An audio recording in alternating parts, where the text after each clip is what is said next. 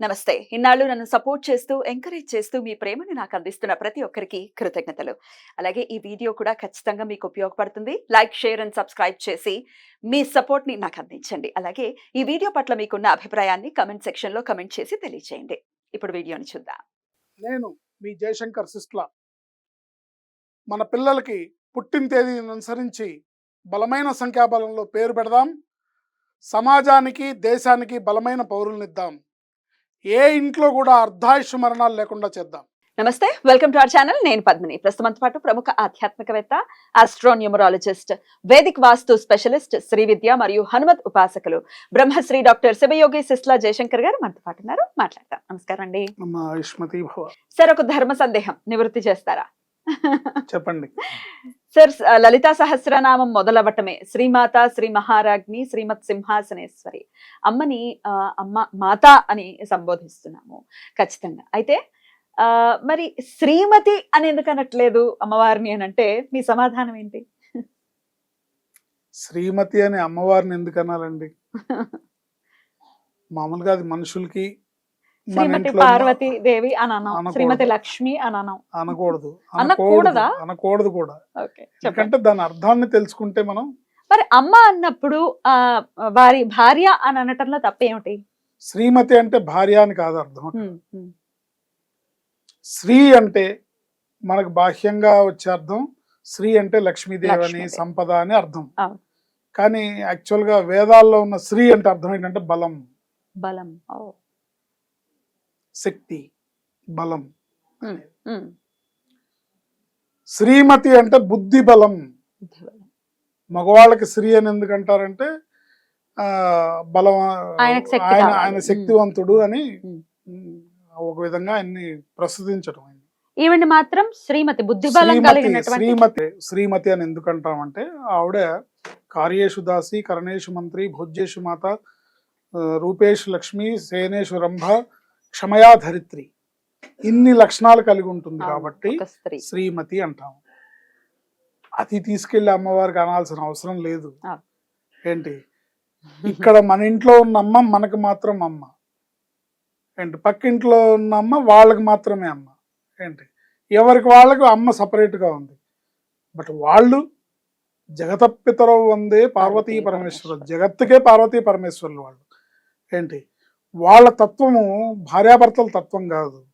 వాళ్ళు ప్రకృతి పురుషులు, అర్ధనారీశ్వరులు. ఆయన ఇచ్చినట్టు నువ్వు సగభాగం ఇచ్చావా? వాడుకుంటున్నావు కానీ ఏంటి, ఇవ్వగలవా? ఇవ్వలేవు కదా.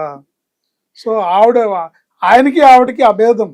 వాళ్ళిద్దరికి అర్ధనారీశ్వర తత్వం అంటే సగం అమ్మవారి రూపంతోనూ సగం అయ్యవారితో రూపంతోనూ ఉందని కాదు అర్థం. అక్కడ అర్థం వాళ్ళిద్దరికి భేదం లేదు అని అర్థం. అక్కడ దాన్ని స్త్రీలింగమా, పుల్లింగమా, నపుంసకలింగమా కాదు, వాళ్ళిద్దరికీ అభేదము అని అర్థం. ప్రకృతి పురుషులు, పార్వతీ పరమేశ్వరులు, లక్ష్మీనారాయణులు, ఉమామహేశ్వరులు, ఏంటి, రాధాకృష్ణులు. ఏంటి, అర్థమైందా? సో ఇలాగా వాళ్ళు ప్రకృతి పురుషులు. వాళ్ళకి కేవలం సంసార బంధాలు, బాధ్యతలు, నా భర్త, నా పిల్లలు అని కాదు. ఈ సకల చరాచర జగత్తు వాళ్ళ సంతానమే కాబట్టి, ఈ జగత్తుని పరిపాలించే బాధ్యత వాళ్ళది కాబట్టి వాళ్ళు ప్రకృతి పురుషుల రూపంలో వాళ్ళందరినీ చూసుకోవాలి.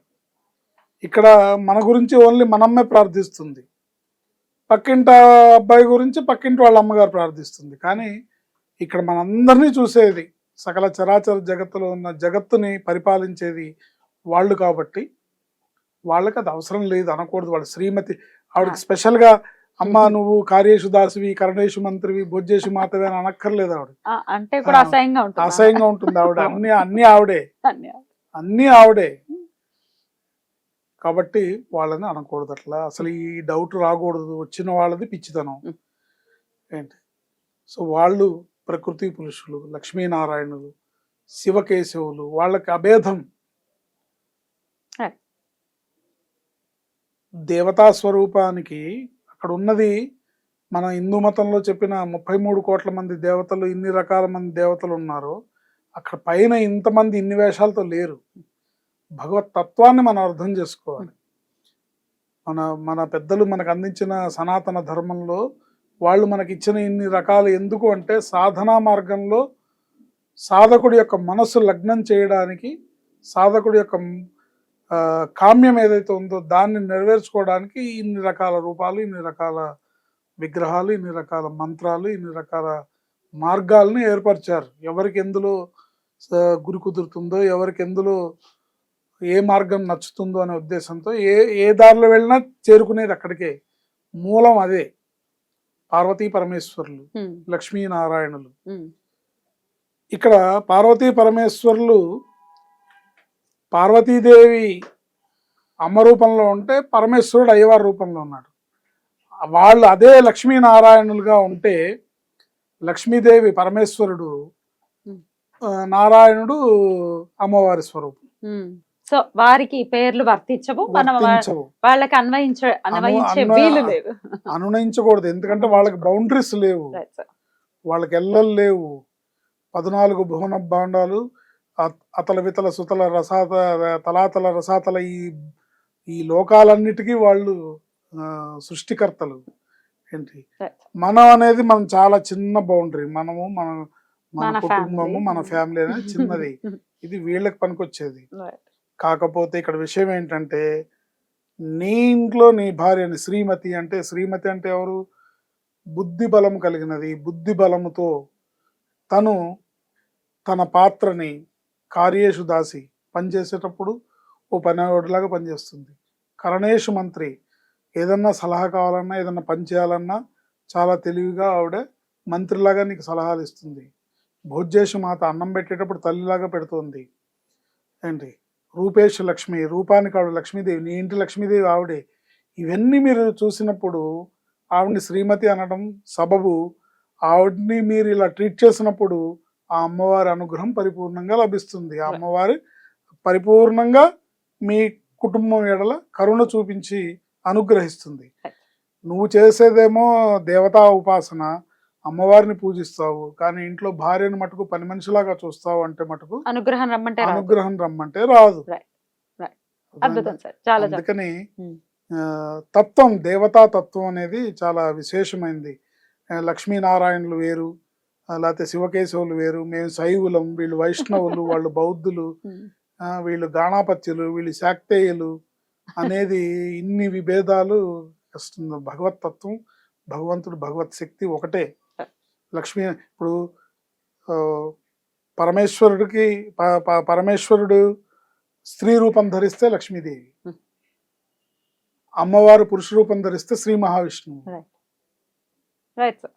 ఏంటి శ్రీరామచంద్రుడే లలిత అమ్మవారు, లలిత అమ్మవారే శ్రీరామచంద్రుడు.